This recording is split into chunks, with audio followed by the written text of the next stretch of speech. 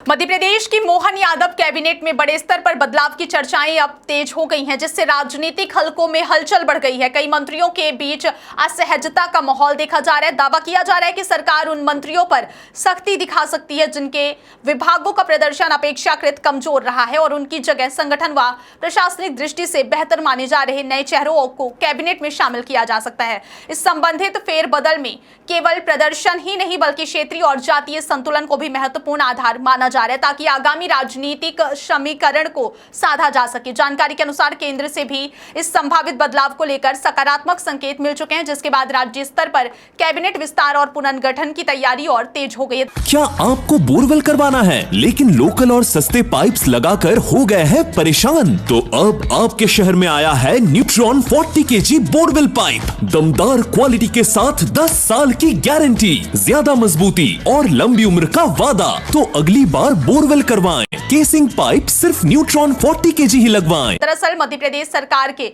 2.5 वर्ष पूरे होने के अवसर के आसपास मंत्रियों के कामकाज का विस्तृत मूल्यांकन किए जाने की योजना बनाई गई है, जिसके तहत मुख्यमंत्री डॉक्टर मोहन यादव स्वयं मंत्रियों के प्रदर्शन की समीक्षा करने जा रहे हैं। इस प्रक्रिया के तहत 17 और 18 मई को मुख्यमंत्री निवास पर सभी मंत्रियों के साथ अलग अलग 1-to-1 बैठकें आयोजित की जाएंगी, जिनमें उनके विभागीय कार्यों की प्रगति, योजनाओं के क्रियान्वयन की स्थिति, संगठन के साथ समन्वय और जमीनी स्तर पर उनके प्रभाव का विस्तार से आकलन किया जाएगा।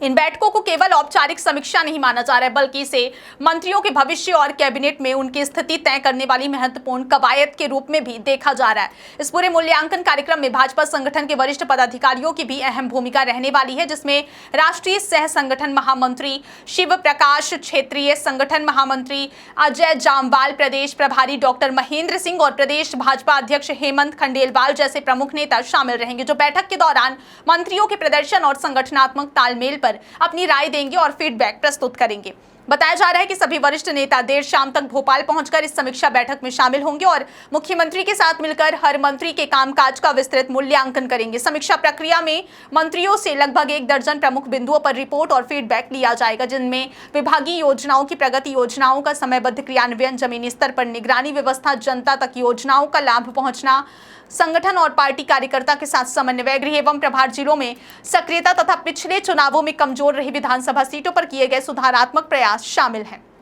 इसके साथ ही यह भी देखा जाएगा कि मंत्रियों ने अपने अपने क्षेत्रों में सरकार की नीतियों और योजनाओं को कितनी प्रभावी तरीके से आगे बढ़ाया है और जनता के बीच उसकी स्वीकार्यता कैसी रही। इस पूरी कवायद को आगामी संभावित कैबिनेट विस्तार और फेरबदल की दिशा में एक निर्णायक कदम माना जा रहा है, क्योंकि वर्तमान में मंत्रिमंडल में लगभग 4 पद रिक्त बताए जा रहे हैं और ऐसे में नए चेहरों के शामिल होने की संभावना प्रबल हो गई है। पार्टी और सरकार के भीतर यह चर्चा भी जोर पकड़ रही है कि जिन मंत्रियों का प्रदर्शन अपेक्षाओं के अनुरूप नहीं पाया जाएगा, उन्हें हटाकर संगठन के प्रति अधिक सक्रिय, युवा और प्रभावी छवि वाले नेताओं को मौका दिया जा सकता है। साथ ही यह भी माना जा रहा है कि दिल्ली नेतृत्व से मिले संकेतों के बाद इस प्रक्रिया को और गंभीरता से आगे बढ़ाया जा रहा है, जहां मंत्रियों के परफॉर्मेंस रिपोर्ट कार्ड के आधार पर अंतिम निर्णय लिया जाएगा। मुख्यमंत्री स्वयं इस पूरी प्रक्रिया का नेतृत्व कर रहे हैं और वे व्यक्तिगत रूप से प्रत्येक मंत्री से उनके विभागीय कामकाज का फीडबैक लेने वाले हैं, जिससे यह स्पष्ट संकेत मिल रहा है कि इस बार बदलाव केवल औपचारिक नहीं बल्कि वास्तविक प्रदर्शन आधारित होगा।